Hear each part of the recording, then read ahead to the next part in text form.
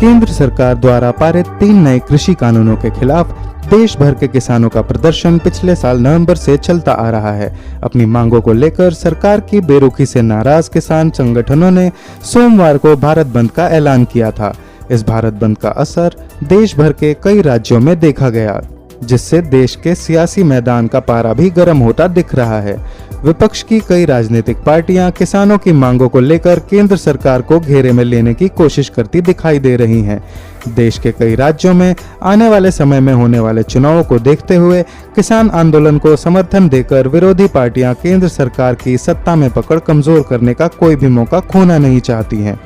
सोमवार को हुए भारत बंद को ध्यान में रखते हुए विपक्षी पार्टियों के कई बड़े नेताओं ने कृषि कानूनों को लेकर केंद्र सरकार पर हमला बोला है। उत्तर प्रदेश की समाजवादी पार्टी के मुखिया अखिलेश यादव ने सत्ता में बैठे भारतीय जनता पार्टी को कृषि कानून के मुद्दे पर घेरते हुए कहा कि देश के अन्नदाताओं का सम्मान न करने वाली भारतीय जनता पार्टी सत्ता में रहने का नैतिक अधिकार खो चुकी है। उन्होंने सीधे शब्दों में कहा कि किसान आंदोलन भारतीय जनता पार्टी के अंदर टूटन का कारण बनने लगा है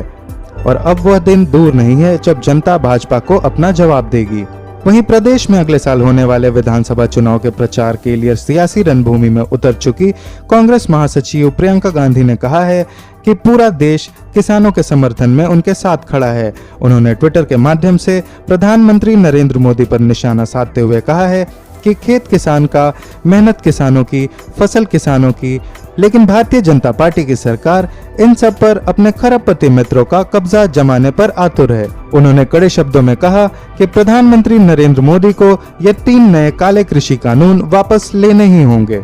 संयुक्त किसान मोर्चा के भारत बंद के आह्वान के मद्देनजर पंजाब के नए मुख्यमंत्री चरणजीत सिंह चन्नी ने भी नवगठित मंत्रिपरिषद की आपात बैठक बुलाई और बताया कि इस बैठक में देश भर के किसानों के साथ एकजुटता व्यक्त करने का प्रस्ताव पारित किया गया है। उन्होंने केंद्र सरकार के नए कृषि कानूनों की आलोचना करते हुए अपने राज्य के किसानों को आश्वासन दिया कि वे इन नए कानूनों को अपने राज्य में लागू नहीं होने देंगे। किसान संगठनों द्वारा आयोजित इस भारत बंद के ऊपर अपनी प्रतिक्रिया व्यक्त करते हुए भारतीय जनता पार्टी के राष्ट्रीय प्रवक्ता संबित पात्रा ने मीडिया से बातचीत के दौरान कहा कि विपक्ष की पार्टियां किसानों की आड़ में अपनी अपनी रोटियां सेकने की कोशिश कर रही हैं और इस देश के किसानों के लिए मोदी सरकार ने जो किया है वो ऐतिहासिक है।